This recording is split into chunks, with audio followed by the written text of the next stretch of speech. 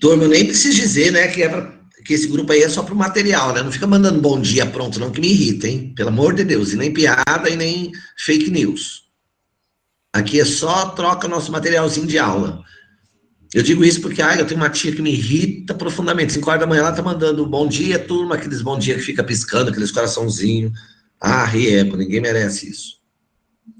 Então, esse grupinho aí é nosso só para compartilhar material. Beleza? Fala, Robson, tudo bem? Seu microfone tá ligado, hein, doido? Bom dia, professor. Tudo bem? Como vai o senhor? Tudo, e você? Bem, graças a Tá Deus. tranquilo? Então tá bom, desliga o microfone, louco. Agora. Bom, pessoal, então, vamos começar. Primeiro, assim, né? O curso de prática jurídica na FIG, ele tem um olhar para a prova da OAB, né? E na prova da OAB, vocês sabem, é você que escolhe qual é a disciplina que você quer fazer. Se é penal, se é civil, se é trabalhista e se é tributário. Aqui nós vamos ter aula de prática jurídica tributária. O olhar é um olhar para o exame da OAB. Mas é óbvio, né, pessoal, que a proposta do curso é essa: ensinar o aluno o acadêmico a identificar num problema prático tributário quais os fundamentos, os argumentos e principalmente qual a peça que o advogado, e ali no caso da prova da OAB, o candidato, o examinando, deve usar. Qual é a peça, qual é o fundamento. Então, o olhar aqui é um olhar colocado propositalmente no programa do 5º ano de fazer petições, né? Como fazer petições. É óbvio, né, pessoal? E eu já tive a oportunidade de falar com vocês sobre isso. Primeiro, eu acho que esse modelo da OAB, de você fazer peça prática, escrita, já era ultrapassado, né? Agora com a pandemia, acho que é preciso se adaptar aos novos tempos, né? Já passou da hora, advogado nenhum escreve mais, é tudo pelo computador. E a petição, ela hoje cada vez mais deve ser sucinta, objetiva, direta.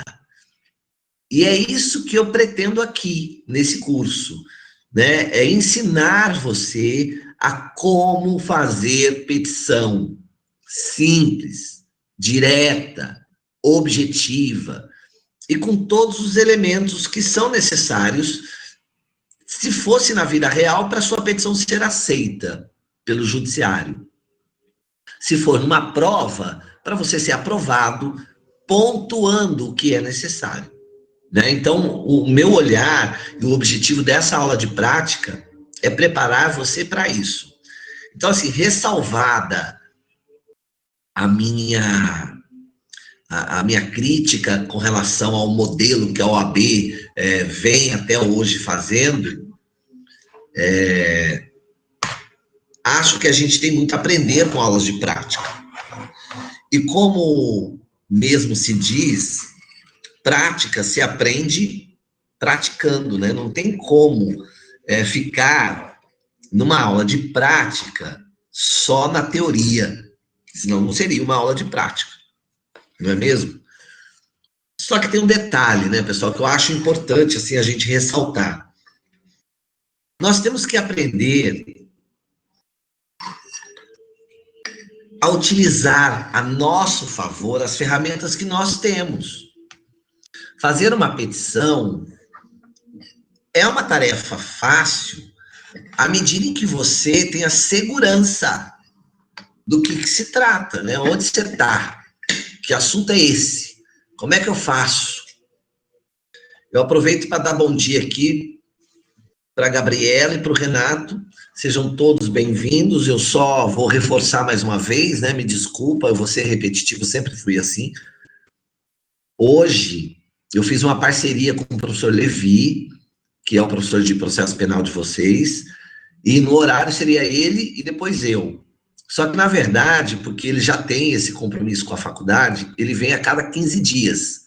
Então, hoje serão 4 aulas minhas, quinta-feira que vem, 4 aulas do Levi. Na outra quinta, 4 minhas, na outra quinta, 4 do Levi. E assim a gente vai alternando. Se alguém é dispensado da disciplina minha ou do Levi, vai ter que ficar meio que esperto para poder ver qual é o dia que eu tô, né? A Terezinha já está causando aqui. O que você quer, Terezinha? Não estou conseguindo acessar a sala virtual.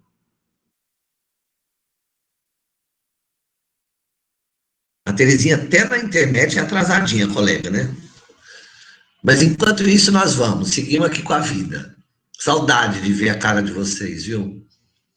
Então, pessoal, como eu já tenho mostrado nas minhas aulas, nós temos que aprender a fazer a petição, né? Temos que aprender a achar aqui um método de ser técnico, né? Porque numa prova, o que o examinador vai querer se você preencher os elementos postos na norma, postos na lei, na legislação, para fazer aquela petição e fazer aquele pedido, se ele tem fundamento.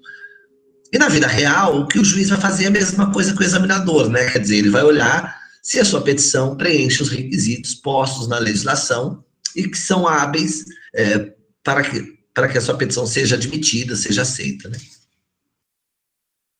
Então,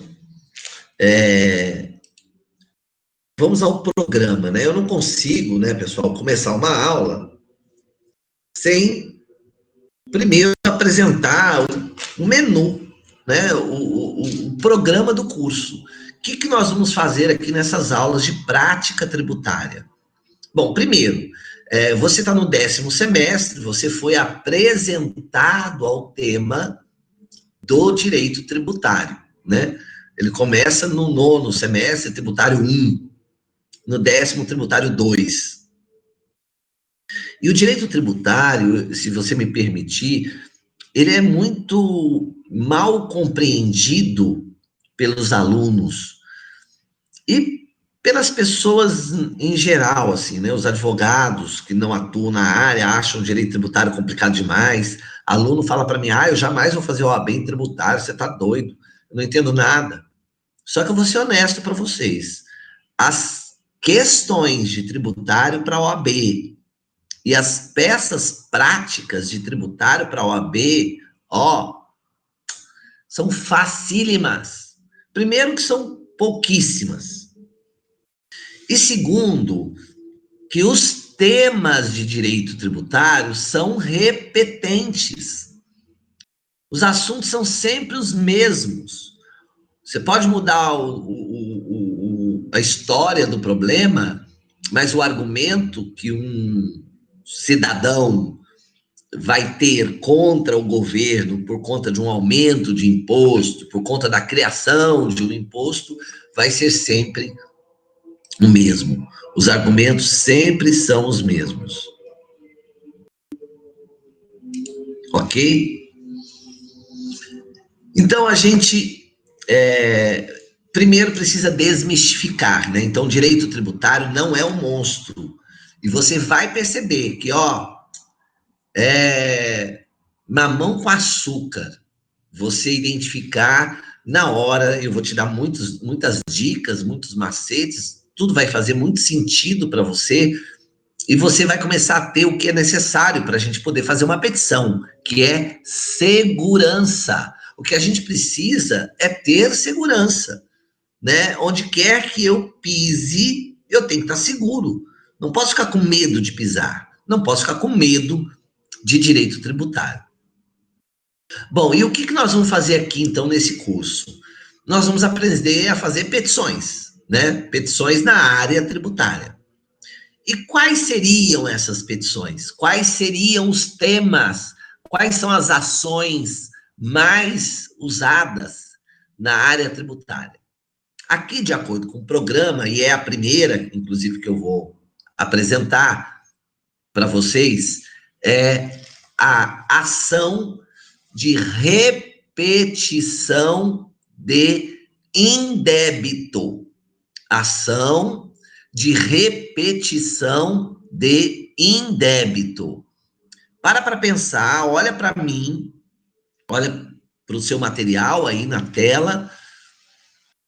Repetição de indébito. O que é isso?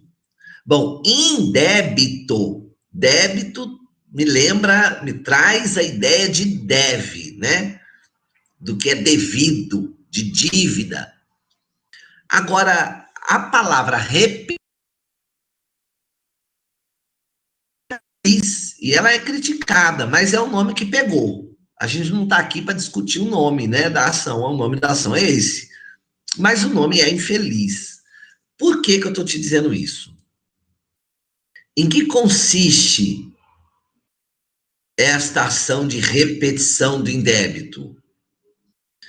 Esta ação, pessoal, embora o nome seja muito esquisitão, o objetivo dela é muito simples. Quem já não viu ou já vivenciou esta cena?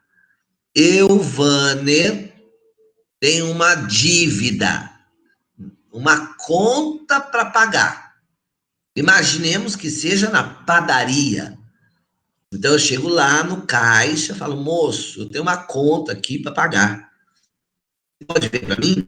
Ele vai lá, pega o caderninho onde foi feita a anotação, e fala, tô vendo aqui, Wander, a sua conta é de R$ 5.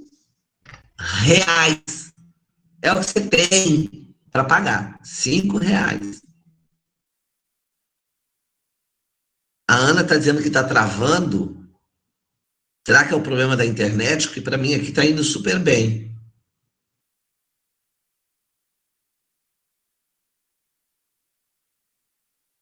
E quando trava, você não me ouve? A voz fica cortando, professor. Quando começa a travar, a voz fica cortando. Mas não é a internet do pessoal, não. É essa plataforma, que trava para todo mundo. Hum. E, Robson, eu continuo falando? Tá, o senhor tá falando. Aí eu gravo as aulas também. Mesmo picando. Do jeito que sai, eu gravo. Só que sai picotando também. Entendi. De vez em quando trava. Mas está picotando muito? Não, agora parou um pouco. É de vez em quando, professor. É de vez em quando. É bem provável que Tá. vão pedir para o senhor repetir de vez em quando. Então todo mundo me escuta aí. Tamires diz que travou de vez. Não, tá indo. Por enquanto tá indo. Então, olha, se vocês não me ouvirem, por favor, escrevam aí que eu tô de olho igual o gato, né? Olhando ali no bate-papo e olhando para a câmera. Porque eu quero olhar para sua cara, né? Beleza? Um olho no gato e outro no peixe, igualzinho. A gente vai sair zarolho daqui, tudo bem. Então, pessoal, só para voltar aqui o raciocínio, minha voz está robótica, então eu vou fazer igual um robô, né? Então, pessoal, olha só. A repetição de indébito, ela é uma ação em que, por exemplo, eu tenho uma dívida na padaria. Vou lá no caixa, né? Aquela época que a gente faz anotação. Chego lá no caixa e digo: olha, por favor, vê minha conta aí, eu tenho uma dívida, eu quero pagar. O caixa olha e fala: olha, Vânia, a sua dívida é de R$ 5. R$ 5. Eu imediatamente pego na minha carteira e conversando, desatento, e dou para ele R$ 50. 50. E ele pega a nota, olha, tem uma câmera ali na frente para vigiar, para proteger o caixa, olha a nota de 50, põe na gaveta, continuamos conversando e eu vou embora. E não pego o troco. Eu voltaria lá na padaria, quando me tocasse de que, epa, cadê meu dinheiro? Eu paguei a mais. era só 5, eu dei 50, eu paguei a mais. Eu quero meu dinheiro de volta. Eu quero o meu troco. Ora, na padaria é fácil, né? Eu volto lá no caixa, falo com ele, se ele tiver dúvida, ele aciona a câmera e vai ver que eu dei 50 para ele. Fica, ele não me tá lá gravado. Agora, quando eu envolvo o governo e tributário, ponha isso na cabeça. O réu é o governo. Sou eu brigando por conta de tributos, mas quem é que cria tributos? É o governo. Então, nas questões da prova da OAB, por exemplo, sempre eu estarei me relacionando com o poder público. Sou eu e a Prefeitura de Guarulhos por conta do IPTU. Sou eu e o Estado de São Paulo por conta do ICMS. Sou eu e a União Federal por conta do imposto de renda. Então você percebe que em tributário eu sempre vou estar brigando com alguém do governo federal, estadual ou municipal. O meu réu vai ser sempre um desses. Ou eu processo a União, ou eu processo o Estado, ou eu processo o município. A repetição de indébito é uma ação que a gente usa contra o governo, seja federal, seja estadual, seja municipal, contra o governo, quando eu paguei a mais. O imposto era 18, eu paguei 30. Quero meu dinheiro de volta. Eu tenho que entrar com uma ação, professor? Tem. Cara, eu tenho que entrar com uma ação, porque o governo, ele não mete a mão no bolso para devolver, para entregar dinheiro sem que haja um devido processo legal. E aqui, contra o governo, eu tenho que entrar com uma ação e se eu ganhar, eu ainda tenho que entrar nos precatórios, que é uma fila de gente para receber. O governo está devendo e é uma fila de gente para receber. A repetição de indébito é isso. Eu entro com uma ação contra o governo, seja ele federal, estadual ou municipal, porque eu paguei a mais e eu quero meu dinheiro de volta. Ou eu paguei, mas aquilo que eu paguei era ilegal, era inconstitucional. E se eu paguei uma coisa, um tributo, porque eu estou em tributário, ilegal, se eu paguei um tributo inconstitucional, você tem que devolver meu dinheiro. E como é que o governo devolve o dinheiro? Ele não mete a mão no bolso. Eu tenho que entrar com uma ação, que neste caso chama repetição do indébito.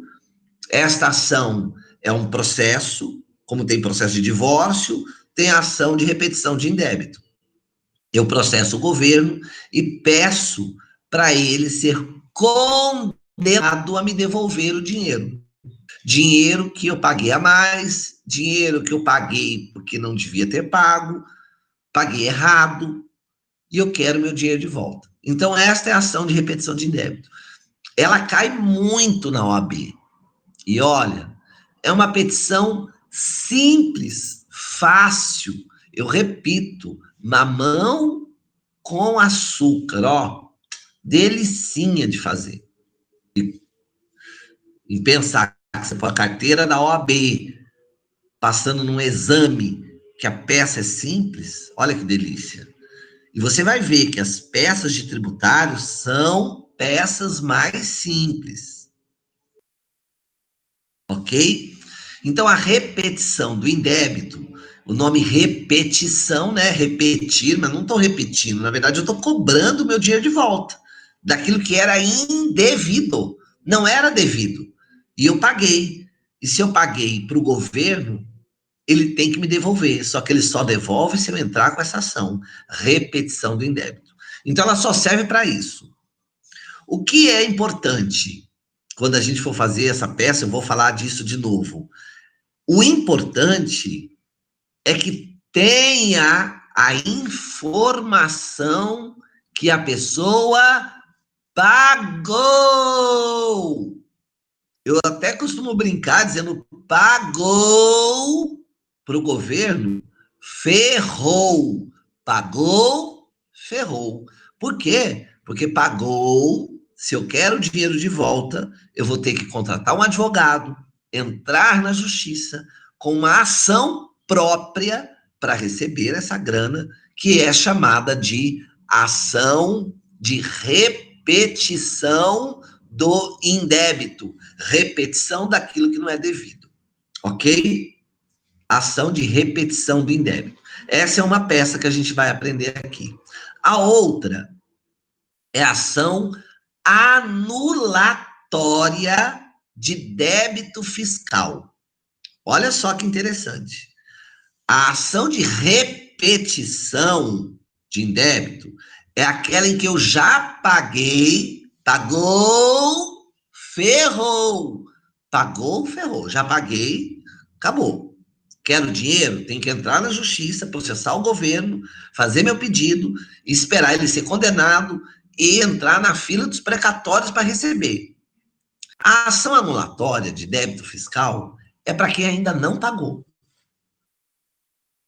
Tem lá o tributo, é ilegal, é inconstitucional, eu tenho que pagar, ele vai vencer agora, dia 20, mas hoje é dia 6 de agosto, vai vencer dia 20, então eu contrato um advogado, entro na justiça e digo, olha, eu quero anular aquela dívida, ela ainda vai vencer, já venceu, mas eu não paguei. O importante, a informação mais importante aqui é eu ainda não paguei. Se eu ainda não paguei, dá tempo de ir na justiça para anular essa dívida. Ação anulatória. Diferente da repetição.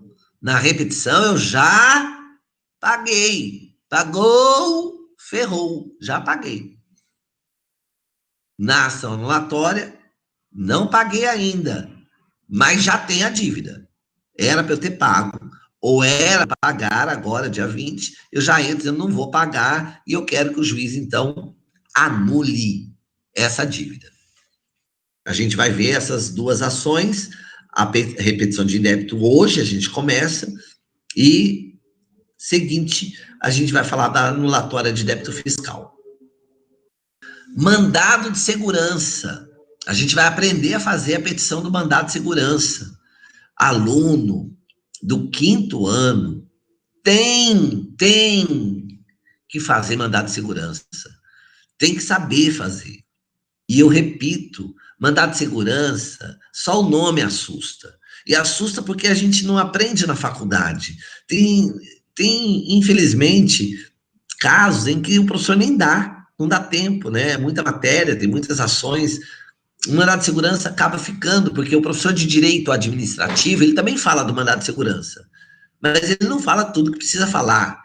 O professor de processo civil também fala de mandado de segurança, mas ele não fala tudo que tem que falar. O professor de tributário também fala de mandado de segurança, mas não fala tudo que tem que falar. Então ele acaba ficando meio que largado, né? Porque o de administrativo fala, o pessoal do tributário fala, o pessoal do tributário fala, o pessoal do professor de processo civil fala. Enfim, o mandado de segurança, ele tem muito mais fama e dá muito mais medo do que ele realmente é. É muito simples, é uma petição bobinha, e como a OAB permite que você olhe o vadimeco, lá tem tudo que eu preciso para fazer a petição do mandado de segurança, na lei do mandado de segurança. É só seguir a lei, não tem mistério. Então, beleza. A gente já viu aqui a ação de repetição de débito, que é só para aquele que pagou, ferrou. Anulatória, que eu ainda não paguei, mas não quero pagar, então eu quero anular. O mandado de segurança é um remédio constitucional contra abuso de poder, né? E o mandado de segurança, pessoal, como é um remédio constitucional, ele serve para toda hora que você sofrer abuso cometido por uma autoridade. No tributário, a gente sempre vai ter uma autoridade, porque é sempre o prefeito, a prefeitura, o governo, o governador, é o secretário de rendas, é sempre alguém do governo me cobrando imposto. É sempre alguém do governo me cobrando uma taxa. É sempre alguém do governo que pode, com abuso, me cobrar um imposto. Então, eu entro com mandado de segurança toda vez que eu estou percebendo ali que há uma ilegalidade, que há um abuso. Mas a gente vai explicar e vai ter hora para a gente estudar o mandado de segurança. Em tributário, a execução fiscal é muito, muito importante. A execução fiscal é o governo cobrando o contribuinte caloteiro, o contribuinte que não pagou imposto de renda, se for a União, o contribuinte que não pagou IPVA, se for o Estado, o contribuinte que não pagou IPTU, se for a Prefeitura. Então, ele, governo, executa, entra com uma execução fiscal, porque a questão aqui é tributária. E o que eu, cidadão, faço para me defender de uma execução fiscal? Eu, cidadão, para me defender de uma execução fiscal, eu tenho que entrar com embargos à execução. Embargos à execução.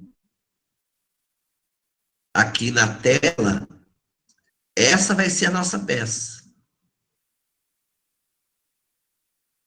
E como é que faz embargos à execução? Com petição inicial. E petição inicial é petição inicial, seja ela de divórcio, seja ela de cobrança, seja ela do que for, é petição. Então é fácil de fazer o tal dos embargos à execução. Eu uso esses embargos quando o governo estiver me cobrando porque eu não paguei, né? Não paguei um tributo. Também vamos ver aqui, nas aulas de tributário, uma outra ação muito comum, cobrada na OAB, cobra-se muito, que é a ação declaratória. Que ação é essa? Ação declaratória. Para que ela serve? Veja, o nome declaratória, o nome já dá uma sugestão.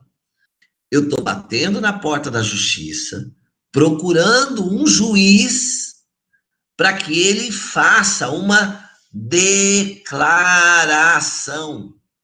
E fazer uma declaração significa reconhecer que existe uma relação jurídica ou que não existe uma relação jurídica. Ação declaratória serve para declarar. Por exemplo, Vânia, a prefeitura está me cobrando IPTU. E eu entro na justiça para que o juiz declare: eu não sou sujeito passivo de IPTU. Eu não tenho que pagar. Sabe por quê? Porque eu não tenho casa. Eu não tenho imóvel. A prefeitura está me cobrando, mas eu não tenho relação com ela neste assunto. Imposto predial territorial urbano. Sabe por quê? Porque eu não tenho terra, não tenho casa, não tenho nada. Eu moro aqui de aluguel, eu sou inquilino, não tem que cobrar IPTU de mim. Então eu vou na justiça para o juiz declarar, porque com a declaração judicial, a prefeitura para de me encher o saco, para de me cobrar, porque está declarado pela justiça que eu não tenho que pagar. Diferente da anulatória. Na anulatória, já está lá o imposto, eu vou lá para anular. Na declaratória, eu quero que declare só isso, que eu não tenho que pagar. Consignação em pagamento, ela é famosa, vocês já ouviram falar, consignação em pagamento ocorre quando eu quero pagar e a outra pessoa não quer receber, ou pior, eu quero pagar, mas eu tenho uma dúvida, para quem que eu pago? Em tributário. Isso é muito, muito, muito usado. E na prova da OAB já caiu várias vezes. Várias. E é a mais fácil de todas as petições. Essa é a fácil. Quando é que acontece a consignação em pagamento? Acontece quando, por exemplo, você já viu pessoas que têm casa numa quadra na divisão de duas cidades? Aí em Guarulhos, por exemplo, vocês sabem, Guarulhos faz divisa com São Paulo. Então, ali na Vila Galvão, perto da FIG, eu tenho uma ponte, que é da Fernão Dias, que divide, de um lado é São Paulo, do outro é Guarulhos. Agora, você imagina uma pessoa que tem uma casa exatamente nessa rua, uma casa de esquina, em que de um lado é São Paulo, do outro lado é Guarulhos. O que vai acontecer com essa pessoa? No que diz respeito à casa dela. Chegar em dezembro, chegará na casa dela 2 carnês do IPTU. Um é da Prefeitura de São Paulo, porque ela acha que a sua casa, como tem frente para a rua que é de São Paulo, você tem que pagar para São Paulo. Só que a pessoa também recebe o IPTU de Guarulhos, porque Guarulhos acha que porque sua rua também passa em Guarulhos, a sua casa é de Guarulhos, você tem que pagar para Guarulhos. Ora, pessoal, tributo tem que pagar. Você não tem que querer. Imposto, olha o nome. Imposto. Não é uma faculdade, é imposto, goela abaixo. É para pagar. Se eu tenho uma casa, portanto, eu tenho que pagar IPTU, está na Constituição. É constitucional esse imposto. Está na Constituição. Eu tenho que pagar. E se eu não pago? Ah, meu filho, se você não paga, seu nome vai ser negativado e o governo vai te processar. E no caso de um imóvel, você pode até perder sua casa. Então ele tem que pagar. Ok, eu já entendi. Eu tenho que pagar. Mas eu pago para quem? Se neste caso a Prefeitura de São Paulo está me cobrando e a Prefeitura de Guarulhos também está me cobrando. Eu tenho 2 carnês e uma só casa. Não pode ter bitributação. Bitributação, 2 tributos, não pode. Sobre o mesmo fato gerador. Sobre o mesmo fato, uma casa só. É só um IPTU que paga. Então, eu entro com a consignação em pagamento, porque eu venho na petição dizendo, olha, eu sou contribuinte, tenho uma casa que fica numa rua para o lado de São Paulo, uma rua para o lado de Guarulhos. Agora, recebi 2 IPTU, vê se tem cabimento. Não dá, é só um que eu vou pagar. Para quem que eu pago? Não sei. Então, o dinheiro está aqui, ó. Está aqui o dinheiro. E juiz, chame a Prefeitura de São Paulo, chame a Prefeitura de Guarulhos, coloque as duas para discutir. E o pau vai comer na casa de Candoca. Eles que resolvam lá, mas eu tô livre, né?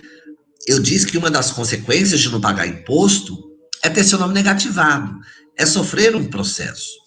Mas para a empresa, por exemplo, você não pode participar de licitações. Para cidadão, tem os que você não pode tirar passaporte. Você não pode fazer concurso. Então, ninguém quer ficar devendo para o governo. Então, a gente entra com a consignação em pagamento, porque a gente sabe que deve, mas não sabe para quem pagar. Tem uma dúvida. E eu quero consignar o meu imposto. Está aqui o dinheiro, eu tenho, não estou questionando isso. Eu só quero me livrar. Não quero cobradores na minha porta. Essa é a consignação em pagamento. A gente vai aprender a fazer essa petição em matéria tributária. E nós vamos falar de recursos, né? Cai na OAB, recurso, apelação é muito cobrada, Então, aqui a prova vai dizer, né, que houve uma sentença e que você foi condenado a pagar um imposto, acha que ele é inconstitucional, você acha que o juiz errou, o juiz erra, ele é ser humano. Se é uma sentença, você apela. Sentença, cabe apelação. E aí a gente vai ter que fazer essa peça. A apelação. Como também tem o agravo de instrumento.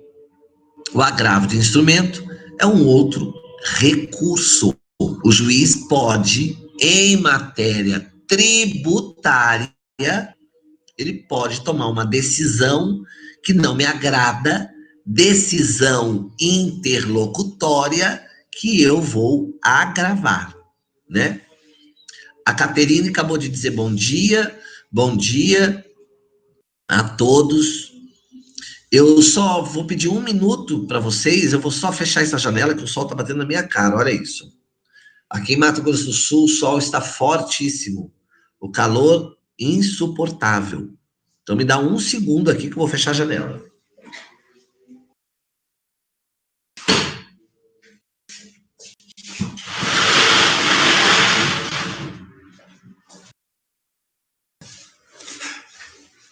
Pronto, agora estou livre desse sol batendo na minha cara. Então vocês perceberam que a gente tem basicamente 7 peças para fazer. É a repetição de indébito, é a ação anulatória, o mandado de segurança, ação declaratória. Eu tenho recursos e eu tenho os embargos à execução fiscal, né? Recurso, apelação e agravo e os embargos à execução fiscal. São basicamente 7 peças. O que a gente precisa, claro, é conhecer essas peças, mas mais do que conhecer essas peças, a gente precisa praticar. Então, como eu já tive aula com vocês de prática, a gente já teve a oportunidade de falar um pouco de como faz uma petição. Aqui, em matéria tributária, a ideia vai ser a mesma, né? A gente vai focar na prova da OAB, no que o examinador pede, no que pontua, quanto vale o endereçamento, quanto vale a qualificação do autor, a qualificação do réu, quanto vale de ponto, quanto que eu ganho se eu acertar o endereçamento, quanto que eu ganho se eu acertar a qualificação das partes. E assim, pedaço por pedaço da petição vale pontos. E se eu conseguir acumular pontos suficientes para passar na OAB, eu estou com a missão cumprida. Ponto. Né? Cumpri minha missão. Então, quais são as nossas ferramentas de bibliografia? Primeiro, não existe livro bom de prática. Todos do mercado são horríveis, com erros, com falta de técnica. E afinal de contas, o que vale mesmo é o seu jeito de fazer petição. Você tem que se conhecer, conhecer a sua escrita, conhecer o seu jeito, como é que eu escrevo. E a partir dessa identidade, meus queridos, é trabalhar, é fazer. Eu costumo dizer para os alunos do 5º ano, você passou na primeira fase da OAB, você passou na primeira, você tem mais ou menos 30 dias para a segunda fase. Dá um pouquinho mais, mas é mais ou menos uns 30 dias. Em tributário, nós temos 7 peças, 30 dias, né? Se eu fizer uma conta doida aqui, 3 vezes 7, 21, 4 vezes 7, 28, 5 vezes 7, 35. Eu vou colocar 5. Dá para fazer 5 vezes cada uma dessas peças. São 7. Quanto mais você faz, Quanto mais você escreve a mesma peça, mais você se torna seguro, confiante, porque você entende a peça, você entende qual é o objetivo, o que eu tenho que fazer aqui, o que eu tenho que mostrar para o examinador. Então, a gente vai usar o quê? Basicamente, o vade-mecum, né? Ele tem tudo. Só que quem vai fazer tributário, eu sugiro que compre o vade-mecum de tributário, porque ele vai vir com algumas leis muito importantes que caem na OAB e que só vai ter no vade-mecum tributário. Só. O vade-mecum da Saraiva não tem algumas leis. A lei do ICMS, a lei do ISS, não tem. Então, a gente tem que comprar um código tributário específico. Para minha aula, não, né? Se você não fazer tributário, professor, odeio tributário, estou aqui só porque acho importante aprender a fazer uma petição, mas na OAB eu vou fazer penal, na OAB eu vou fazer civil, na OAB eu vou fazer trabalho. Ok, beleza, faça o que você quiser. Mas o que eu estou dizendo aqui vai servir para qualquer peça, né? Você vai ser capaz, se você seguir o meu roteiro, de fazer qualquer peça. Você será capaz de desenvolver qualquer edição. No vade-mecum, né, pessoal, eu vou usar o CTN e vou usar a Constituição Federal. A Constituição Federal, tributário, pessoal, na OAB, em petição, 98% dos argumentos que a gente usa, a gente candidato, a gente contribuinte, é constitucional. 90%, tudo está na Constituição. O direito tributário, ele nasce na Constituição, né? Então, mas muitas vezes, na OAB, o que eu tinha que usar de argumento era um artigo da Constituição, em tributário.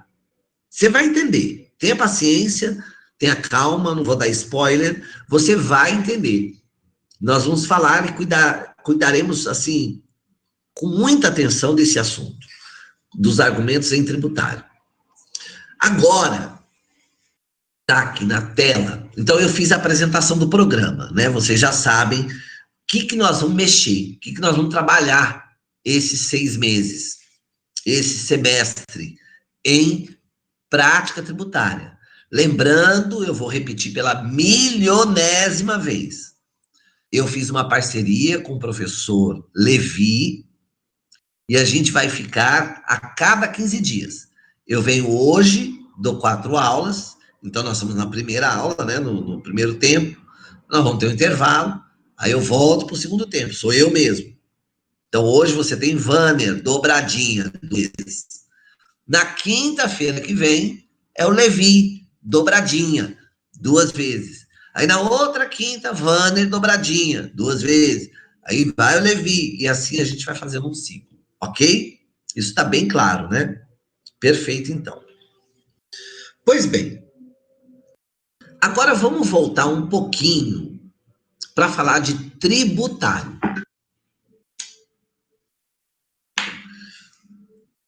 Vamos falar um pouquinho de tributário. Olha só. Você já deve saber, mas se não sabe, não tem problema. Nós estamos aqui para aprender, não é isso? Que é possível eu desenhar a relação jurídico-tributária numa linha do tempo. O que quer dizer isso? Ora, eu poderia desenhar a relação amorosa da minha mãe na linha do tempo. Relação amorosa, minha mãe e o amor dela pelo meu pai. Numa linha do tempo, começa assim.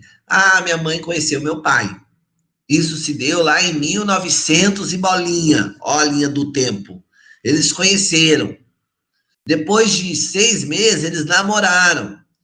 Depois de 1 ano, eles casaram. depois de 1 ano, tiveram o primeiro filho. Tá vendo? Eu construindo a linha do tempo numa relação amorosa. Conheceu, namorou, noivou, casou. Tudo isso aconteceu num dia. Tudo isso aconteceu num tempo. Pois esquece a linha do tempo da relação amorosa da vida. Vamos falar da linha do tempo da relação jurídica. Não é amorosa, é relação jurídica, tributária. A relação que nasce entre eu, sujeito, contribuinte, de um lado, e do outro lado, governo, o ente tributante. Ê, Terezinha, apareceu, fia. Você já causa tumulto, né, Terezinha? Você já começa atrapalhando. Você tá bem, fia? Saudade do você. Se não for você derrubando a mesa, né? Não é a Terezinha. Como não tem mesa, você entra derrubando o WhatsApp, não entra no Quitutor. Mas vamos que vamos. Só para avisar a Terezinha, pela milionésima vez, vocês vão jogar uma lata na minha cara, né? Ainda bem que eu tô na internet. Eu vi que você estava sem acesso. Terezinha, a gente vai fazer dobradinha. Cada quinta-feira, ao invés de entrar o Levi e depois o Vanner, vai ser o Vanner hoje, as 4 aulas. Ou as 2 aulas, ou os 2 tempos. E quinta-feira que vem é o Levi. Faz os 2 tempos. Na outra quinta é o Vanner. Na outra quinta é o Levi. E assim a gente vai alternando de 15 em 15 dias. Beleza, já falei desse assunto, mas vou falar de novo depois. Só para deixar claro.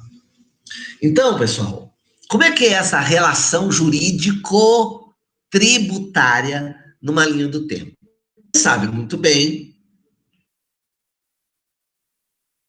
que em tributário, tudo começa com uma hipótese e incidência.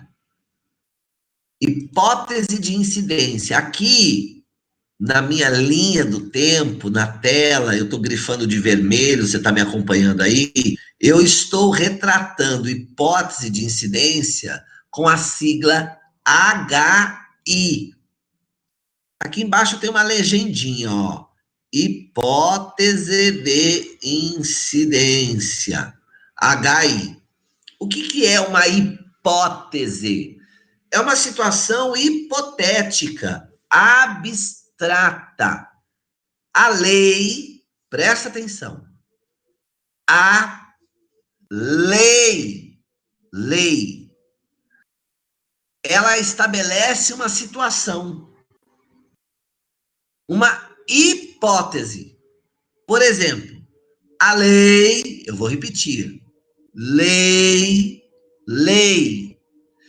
ela diz, ela determina quem for proprietário, dono, você tem que pegar o documento e ver seu nome. Quem for proprietário, dono de um carro, tem que pagar IPVA. Essa é uma hipótese. Se você for dono do carro. Ora, Vanner, eu não tenho carro. Eu não tenho que pagar IPVA. Porque o IPVA é para esta hipótese. Se você tiver um carro, você vai ter que pagar. O IPVA, como você vê, é um imposto. É goela abaixo, você não tem que aceitar. Tem que pagar, ponto, acabou. Se você não pagar, você vai sofrer uma execução. E sofrer uma execução, você sabe, o governo penhora os seus bens, penhora a sua conta, penhora o seu carro, penhora os seus bens, porque o governo quer receber. Então, há uma hipótese de incidência, uma situação abstrata prevista na lei. Quem tiver um veículo automotor for proprietário de um carro, de um veículo automotor, terá que pagar IPVA. Se eu não tenho carro, eu não tenho que pagar. Eu não tenho carro, mas posso vir a ter, né? Eu posso amanhã comprar um carro. E se amanhã eu comprar, aquela hipótese, se você tiver, ela se concretiza. É o que a gente chama de fato gerador. Então, eu estou colocando aqui o fato gerador de roxo, ó, cuja sigla aqui na minha legenda, aqui embaixo, ó, roxo, fato gerador, é pela sigla FG, fato gerador. E você não precisa decorar as coisas, né? Você pode olhar para a palavra e entender. Fato gerador. Fato é um acontecimento que gerou, que fez concretizar aquilo que estava previsto na lei. A lei já dizia, sem saber, como se a lei tivesse de olho fechado, a lei brasileira, ela fecha os olhos e ela manda o recado. Se você tiver uma casa, terá que pagar IPTU. Se você tiver um carro, terá que pagar IPVA. Veja que a lei não está dizendo quem é, se é a Terezinha, se é o Robson. Ela apenas disse, se você tiver. É uma hipótese.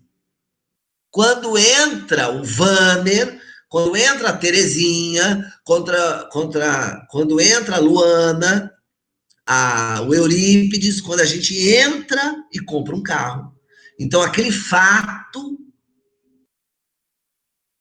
concretiza, realiza, materializa aquela situação hipotética. A situação hipotética é se você tiver um carro. Aí eu tenho um carro, acontece aquilo que estava previsto. Se você tiver, agora eu tenho. Eu tenho, então eu vou ter que pagar o imposto. O que acontece, então, nessa linha do tempo? Primeira coisa, é uma lei criando o imposto. É uma lei aumentando o imposto. É uma lei criando, aumentando uma alíquota, uma taxa. A lei criou, ótimo. Eu passei por aquela situação. Eu comprei uma casa. Agora eu vou ter que pagar IPTU. Se eu não tinha casa, eu não tinha que pagar. Mas agora eu comprei, eu tenho.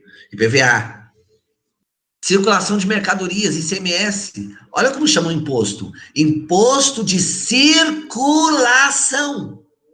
Enquanto a mercadoria está dentro da fábrica, acabou de fabricar um relógio. Está dentro da fábrica. Não tem imposto de circulação. O que eu tenho é imposto de produtos industrializados, IPI, né? Industrializado. Eu criei na fábrica um objeto. Então, enquanto está lá na fábrica, não é meu, não tem que pagar nada. Quando eu adquiro o carro, então ocorre o fato gerador daquela situação hipotética, nasce uma obrigação tributária. Obrigação tributária, eu vou pôr aqui de laranja, está na sigla OT, obrigação. E aqui, por favor, preste atenção, todo mundo que está me ouvindo. Amanda, Alessandra, André, Beatriz, as duas Beatriz, a Cristina, a Carolina, a Eurípides, o Robson. Olha só, toda vez que ocorre o fato gerador, toda vez que se concretiza, se materializa, que acontece aquilo que estava previsto hipoteticamente, quando aquilo acontece, nasce uma obrigação tributária. Veja, OT quer dizer obrigação.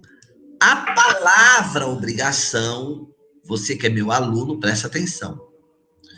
A palavra obrigação, em direito, na sala de aula, aqui no curso de direito, a palavra obrigação, sempre, escuta o que eu estou dizendo, a palavra obrigação sempre vai desenhar no seu rosto a ideia de que alguém vai receber Esse alguém que vai receber, a gente chama de credor. E alguém vai ter que pagar. Quem tem que pagar, a gente chama de devedor. Então, quando eu falo de obrigação tributária, automaticamente, sempre vai ser assim. Toda vez que eu falar de obrigação tributária, sempre vai ser assim. Haverá um credor e haverá um devedor. Sempre que eu falar em obrigação tributária, haverá um fornecedor, haverá um devedor e haverá um credor, né? E haverá um objeto, e haverá um objeto que vai fazer parte desta relação, ok? Então, toda vez que eu falar em obrigação, haverá um credor, haverá um devedor e também haverá o objeto. No caso tributário, o credor é o governo, sempre. Sempre. Ele é chamado aqui de sujeito ativo. Então, anote aí no seu caderno. Anote isso. Sujeito ativo é o credor na relação jurídico-tributária.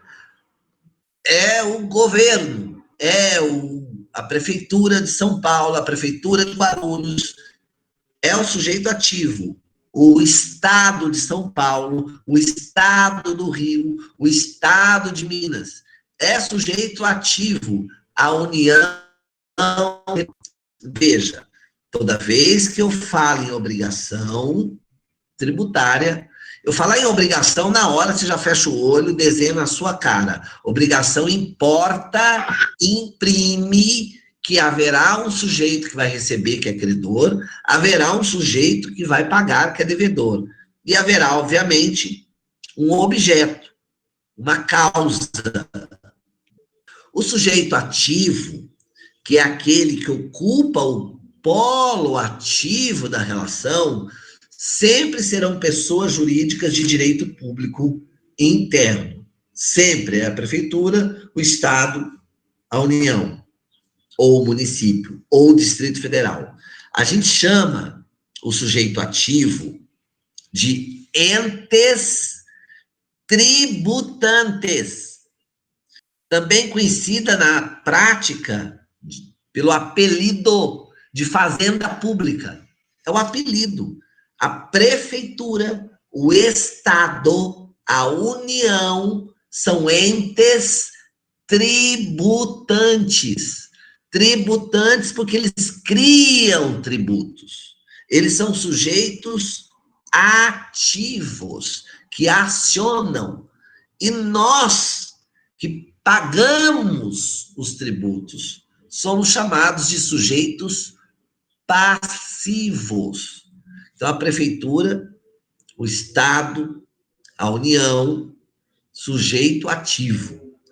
Nós, contribuintes, sujeitos passivos. Outra coisa importante. Nasceu a relação jurídico-tributária, nasceu esta relação, ela precisa, presta atenção, precisa ser lançada. A obrigação precisa ser lançada. Então, eu vou aqui em destaque, num tom azul, o lançamento. O lançamento é uma atividade administrativa.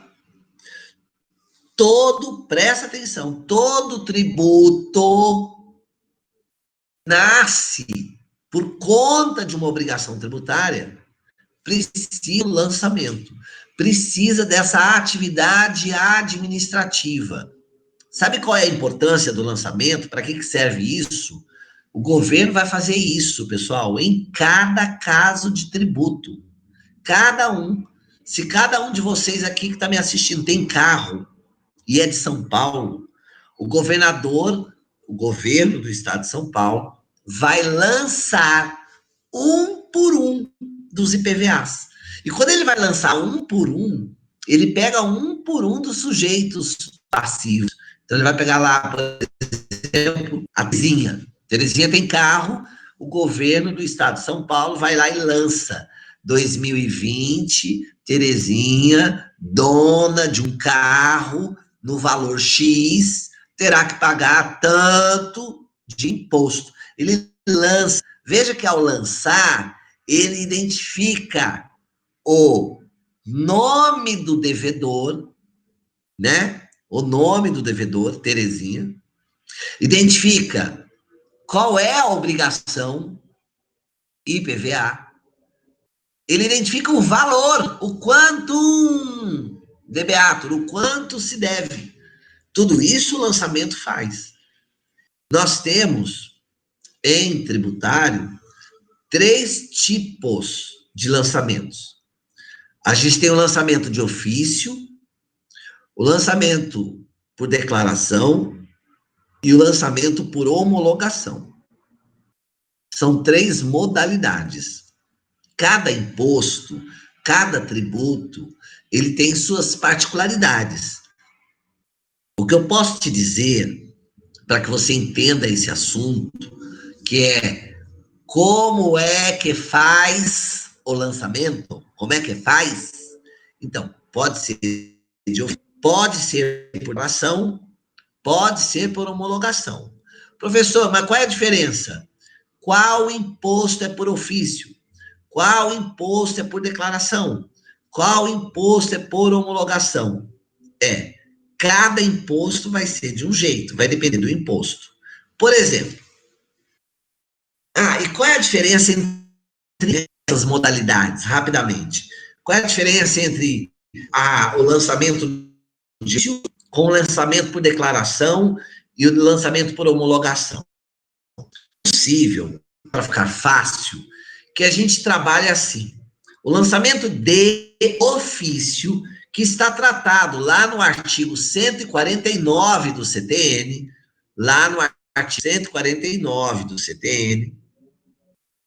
o lançamento de ofício, é aquele que quase todo é feito pelo governo. A sua participação enquanto cidadão contribuinte é quase zero. O governo tem todas as informações na mão. Então ele lança, ele não precisa de você. É o que acontece no IPTU. A prefeitura, você que tem casa, alguém aí que está me assistindo tem casa. A prefeitura já foi na sua casa? Já ligou lá, falou, escuta, casa, quantos metros tem? Me dá aí as informações, porque eu preciso lançar o IPTU. Não. A prefeitura não vai na sua casa, ela não bate na sua porta, ela não liga para você. Ué, como é que ele lança o IPTU? Porque a prefeitura tem todas as casas cadastradas, né? Afinal de contas, é ela, a prefeitura, que dá o alvará para cada casa, o habite-se. Então, ela tem um cadastro de todo mundo. Mas se eu vender a casa? Se você vendeu a casa, você tem que informar na prefeitura. Você vai fazer a escritura. Hoje, isso, pessoal, é feito pelo cartório, tá? Eletronicamente. Mas eu tenho casos de alunos que já vieram aqui procurar, dizendo, professor, eu vendi minha casa, só que a prefeitura está cobrando IPTU na justiça. Guarulhos faz muito isso, muito. Só que eu não sou mais dono dessa casa. Ele falou, rapaz, que dor de cabeça, nós vamos ter que chamar o dono, o novo dono, vamos ter que avisar o juiz, avisar a prefeitura. Dá um trabalho fazer isso, é uma petição, é uma peça prática tributária. Então, o lançamento de ofício é aquele tipo de lançamento em que a atuação, agir do governo é muito grande. É de ofício. Ele não precisa de você. Ele faz por ele mesmo. É assim que acontece no IPTU, é assim que acontece no IPVA. Quando você compra um carro zero, lá na fábrica, você já foi lá na concessionária comprar um carro zero, na hora, o cara emite a nota fiscal. E como é que o governo sabe que eu tenho que pagar IPVA? Que eu comprei o carro? Porque a loja já manda para o governo, na própria nota fiscal. A nota fiscal do carro já vai para o governo a informação. Olha, o Vanner, a Terezinha, a Márcia, a Luana comprou um carro. Então ela já tem a informação de qual é o carro, qual é o valor do carro e quem comprou. Então ele lança, é de ofício. Declaração é um outro jeito de lançar. Tem imposto que o governo tem todas as informações. Então ele lança. Tem imposto que o governo não tem informações. E quem dá as informações é o contribuinte. É o tipo de lançamento chamado de declaração. E não é o imposto de renda, hein? Não é o imposto de renda. O modelo de declaração é o do ICMS, o Imposto sobre Circulação de Mercadorias e Serviços. O ICMS é assim: a fábrica fabrica celular. Então, fabricou celular. Onde está o celular? Dentro da fábrica. Na hora que você põe o celular dentro do caminhão, dentro da fábrica, ainda não circulou. Ainda não ocorreu o fator do imposto chamado ICMS. Mas na hora que abrir o portão da fábrica e o caminhão sair, se ele sair na esquina, tiver uma fiscalização, o fiscal. Porque você declarou, você disse qual era a mercadoria, qual é o valor e para onde vai, qual é o destino. Então, se saiu da fábrica o celular e está indo para as Casas Bahia, que fica no shopping, o caminhão sai da fábrica com a nota fiscal, abriu a porta, a mercadoria começou a circular. Então, quando se pede a nota fiscal, o governo já tem uma parte das informações que você deu para ele. Você declarou qual é a mercadoria, celular, você declarou qual é o valor, você declarou quem é que está comprando, você tem todas as informações. E o governo só lança. Você que dá as informações. É o que acontece na importação. O governo não sabe que você está agora sentado, daqui 5 minutos vai entrar num site e importar da China um laptop, dos Estados Unidos, um laptop. O governo não sabe. É na hora que você vai preencher a declaração de importação que você vai dar as informações. Você vai dar seu nome, você vai dar qual é o produto, qual é a loja que você está comprando, qual é o transporte que vai vir, se é de avião, se é pelo mar. É você que vai dar essas informações. Aí acontece o lançamento por declaração. E por fim, concluindo aí o rol, né? Tá tudo nessa telinha aqui. Já falei de ofício, já falei da declaração. Homologação. Homologação é o modelo do lançamento do imposto de renda. O modelo de lançamento do imposto de renda. No imposto de renda, uma parte das informações o governo tem. Outra parte é você que dá, que é você que vai dizer qual foi sua renda nesse ano, se você comprou carro, se você comprou casa. É você que dá. Você faz tudo isso numa declaração, por isso que chama declaração de imposto de renda, vai para o governo, você paga o imposto, só que o governo precisa homologar, porque você pode cair na malha fina, por exemplo, né? Você pode cair na malha fina. Então, o lançamento, ele neste caso, ele acontece depois, eu até já paguei, né? Mas precisa ser homologado. Enfim, o que eu quero, e eu repito, eu estou na linha do tempo da matéria tributária, eu quero só que você entenda como é que funciona a relação tributária. Então, existe uma hipótese de incidência que é uma situação abstrata, prevista na norma. Dessa situação hipotética, a gente fica aguardando acontecer. Aconteceu, ocorreu o fato gerador, nasce uma obrigação. Essa obrigação, eu repito e preste atenção no que sai da minha boca. Esta obrigação precisa ser lançada. Com o lançamento, então, nasce o crédito tributário. Essa é uma pergunta que sempre é feita para alunos. O que faz nascer o crédito tributário? O lançamento. É o lançamento que constitui o crédito. Crédito. E quando eu falo crédito, né, pessoal, aqui pelas siglas CT, crédito tributário, quando eu falo em crédito, eu estou dizendo que não, você já tem que pagar. O governo já está com crédito. Já aconteceu. Você já adquiriu um produto, um serviço. Você já materializou aquela situação. E se você não paga, o seu nome vai ser lançado na dívida ativa. DA, dívida ativa, de onde se extrai uma certidão, que é a CDA, certidão da dívida ativa. Então, primeiro, há uma situação hipotética prevista na lei. Essa situação hipotética, ela se analisa, se concretiza no momento em que você faz acontecer aquilo que ela devia. Quem adquiriu um carro, você vai lá e compra. Nasce uma obrigação que precisa ser lançada. Lançou, eu repito, lançou, tem um crédito tributário. Se você não pagar, seu nome vai para a dívida ativa. E, em seguida, você vai sofrer uma execução fiscal. Execução fiscal é o governo vindo atrás dos seus bens. Aqui, execução fiscal, o governo vem atrás dos seus bens para pegar dinheiro, para pagar o imposto que você está devendo. E na execução fiscal, você, contribuinte, reage, se defende, entrando com embargos à execução. Embargos à execução fiscal.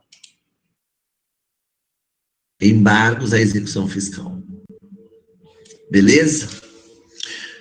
Então, o que eu tenho aqui na tela é a relação jurídico-tributária desenhada numa linha do tempo. Né? Eu tenho uma linha de como as coisas acontecem. Por que eu vou saber dessa linha? Ora, porque primeiro eu vou ensinar prática tributária. Para repetição do indébito, que a gente já falou sobre ele, eu já paguei um tributo, eu estou em que lugar nessa linha do tempo? Bom, para eu falar que eu já paguei um tributo, é porque eu tenho que estar aqui, né? Já houve o lançamento. Já houve o lançamento. Já nasceu o crédito.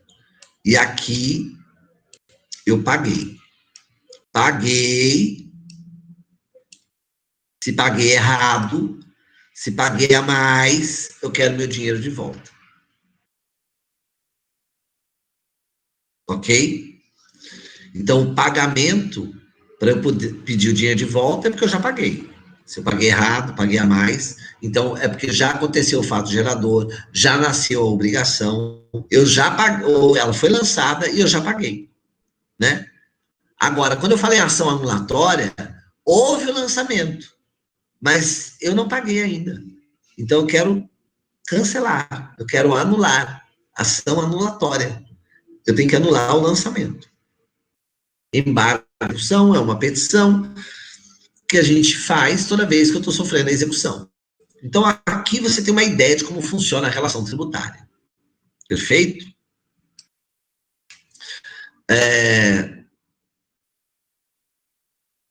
Só para lembrar, e aqui eu acho importante a gente fazer essa observação, nesse slide aí, eu estou mostrando que, em prática tributária, a gente vai sempre lidar com essas pessoas, né, com essas figuras. A União Federal, o Estado e o município. O Estado e o Distrito Federal, né? Eu sei do DF, coitado, o DF está aqui. Estado e Distrito Federal. A União Federal, os tributos que a gente mais conversa, que a gente mais fala, é o imposto de renda. Só que a União Federal sempre, por favor, falou em União Federal, é na Justiça Federal. União Federal, na Justiça Federal. Então, qualquer coisa que envolva imposto de renda, PIS, COFINS, qualquer coisa que seja federal, é na Justiça Federal. Os estados e o Distrito Federal, os impostos, os mais comuns, os que caem na OAB, são ICMS, o Imposto de Circulação de Mercadorias e Serviços, o ITCMD, que é o Imposto de Transmissão Causa Mortes e Doação, e o IPVA, Imposto sobre Veículos Automotivos. E todos os casos da Justiça Estadual, se estou brigando com o Estado, vai para a Justiça Estadual. E eu tenho, no caso dos municípios, os mais famosos são IPTU, ISS e ITBI. IPTU, Imposto Predial Territorial Urbano, ISSQN, né, que é o Imposto sobre Serviço de Qualquer Natureza, e o ITBI, que é o Imposto de Transmissão de Bens Imóveis. Na verdade, esse slide aí é só uma cola para você saber que a União vai para a Justiça Federal, e o imposto mais famoso é o Imposto de Renda. Estados e municípios para a Justiça Estadual. No caso dos estados, os mais comuns impostos são ICMS, TCMD e IPVA. No caso dos municípios, os mais comuns, IPTU, ISS e ITBI. Beleza?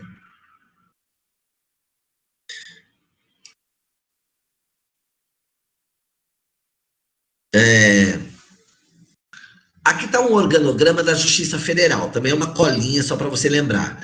A Justiça Federal, ela se encontra ela é dividida em 5 regiões.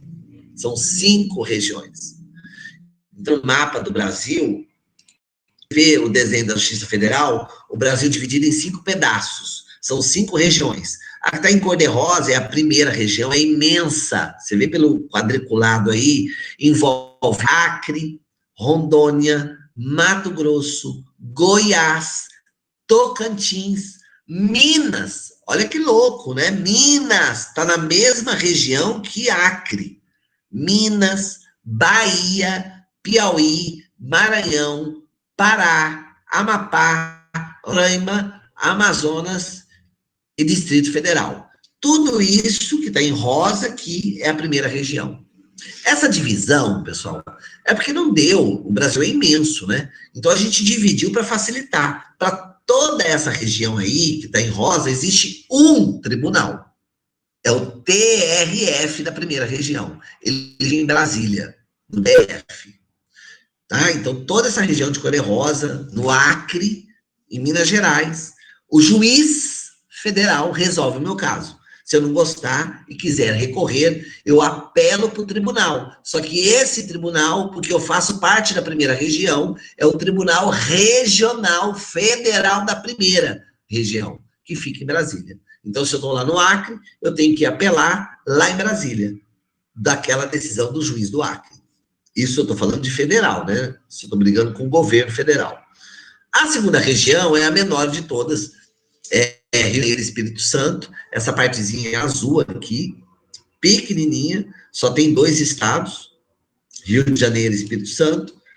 Para esses 2, tem um tribunal só, que é o Tribunal Regional Federal da segunda região. A terceira região também é pequena, envolve só 2 estados, São Paulo e Mato Grosso do Sul, é o TRF da terceira região, só tem 2 estados. Existe um tribunal que fica em São Paulo, na Avenida Paulista. Quarta região, a quarta região é aqui no sul, então envolve Rio Grande, Santa Catarina e Paraná. Tem um tribunal só, que fica em Porto Alegre. E a quinta região é essa que está verde e preto aqui. Quinta região, verde e preto. Onde está estão os estados de Alagoas, Ceará, Paraíba, Pernambuco, Rio Grande do Norte e Sergipe. Existe um tribunal só, esse tribunal fica no Ceará. Ok? Então, esse é o desenho da Justiça Federal. Tá dando 9 horas, vamos fazer nosso intervalo. Só queria saber uma coisa, me fala aí, o intervalo é das 9 às 9h20, como é que é? Professor, geralmente os professores começarão mais tarde, né? E no Aham. caso eles vão direto e quando dá 10h15, 10h20 encerrava. Como o senhor começou bem mais cedo, aí fica o critério do senhor. 9 até as 9h10, 9h15, 9h20. Vamos fazer um intervalinho, né, para tomar um café, ir no banheiro, e a gente volta 9h20, pode ser? Show, Show? fechado. Então tá bom. 9h20, hein, turma? Terezinha, 9h20, hein, Terezinha? Olha lá, hein? Daqui a